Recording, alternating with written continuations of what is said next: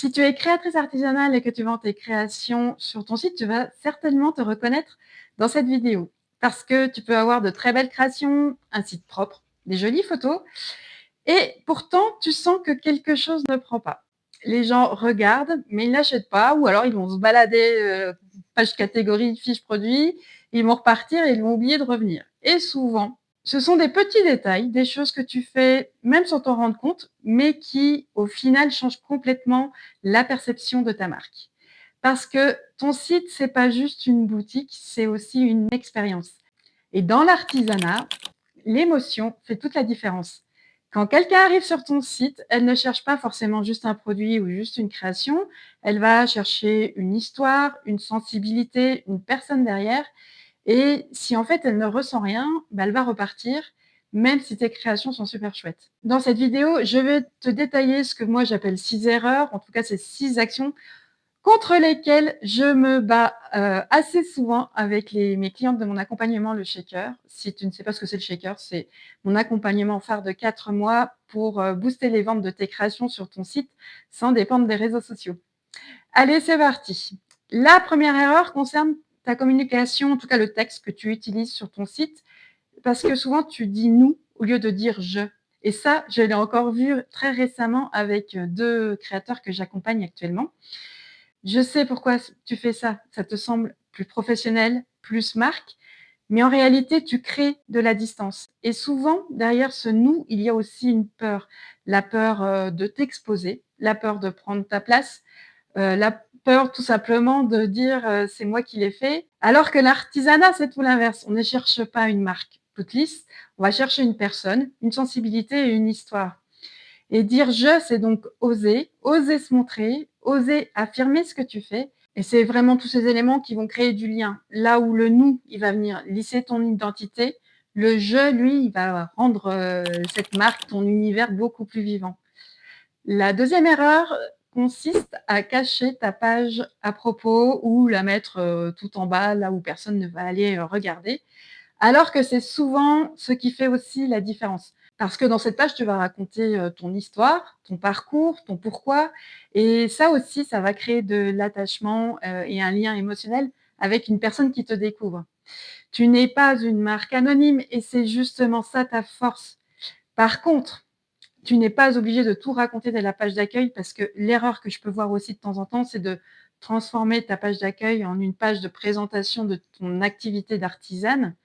Mais tu peux déjà montrer un petit peu qui tu es, par exemple en intégrant un petit encart avec une photo de toi, par exemple dans ton atelier, quelques lignes sur toi et puis un lien qui va renvoyer vers ta page à propos qui, elle, sera beaucoup plus complète et beaucoup plus détaillée.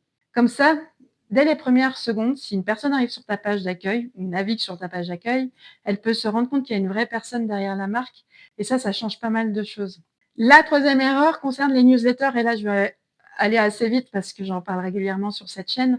Soit tu n'en fais pas du tout ou à l'inverse, tu envoies juste tes produits sans contexte, sans histoire, sans lien et bah, le résultat, c'est que ça ressemble plutôt à un catalogue produit alors que l'email, il faut vraiment que tu le vois comme un espace beaucoup plus intime et c'est là que tu peux créer une vraie relation. La quatrième erreur se situe au niveau des fiches produits, avec des fiches produits un petit peu trop techniques.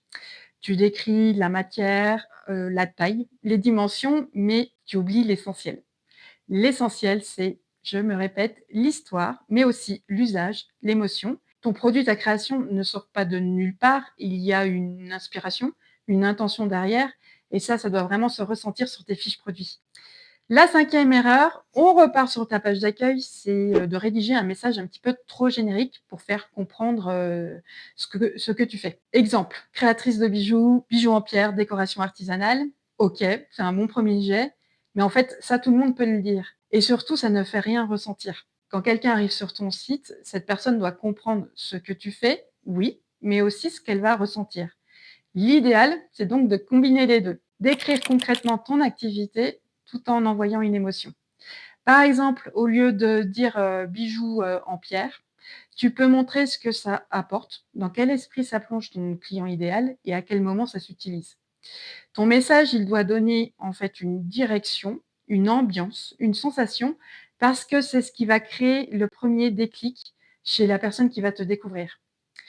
J'ai, tiens, une petite question toute bête à te poser. Si on enlève ton nom, le nom de ta marque, est-ce qu'on comprend? Est-ce qu'on, en tout cas, on pourrait reconnaître ton univers? Si la réponse est non, c'est que le message est certainement encore trop générique. La sixième erreur concerne l'utilisation des photos générées par l'IA. Alors attention, je ne dis pas que c'est à bannir complètement. Ça peut être utile, par exemple, pour aider à projeter un produit porté ou créer certaines mises en situation, mises en scène que tu n'arriverais pas à faire toute seule. Mais soyons honnêtes, dans beaucoup de cas, ça se voit. Et même quand on ne sait pas trop expliquer pourquoi ça se voit, il y a toujours un petit doute et quelque chose qui sonne faux. Et dans l'artisanat, c'est problématique parce que ce que tes clients viennent chercher justement, c'est de l'authenticité, du vrai, du vécu, du fait main. Si tes visuels donnent une impression artificielle, tu crées une dissonance.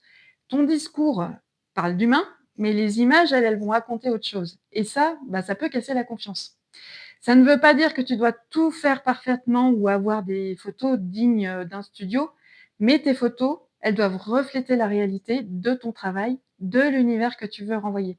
Et même imparfaites, on va chasser le perfectionnisme ici, elles seront toujours plus puissantes que des images trop lisses qui ne te ressemblent pas en fait. Ces erreurs peuvent te paraître toutes petites, presque anodines, mais mises bout à bout, elles changent complètement la perception de ton univers. Et dans l'artisanat, la perception, c'est la clé parce que tu ne vends pas juste un produit, tu vends une sensibilité, une histoire, une intention. Oui, je sais, je me répète.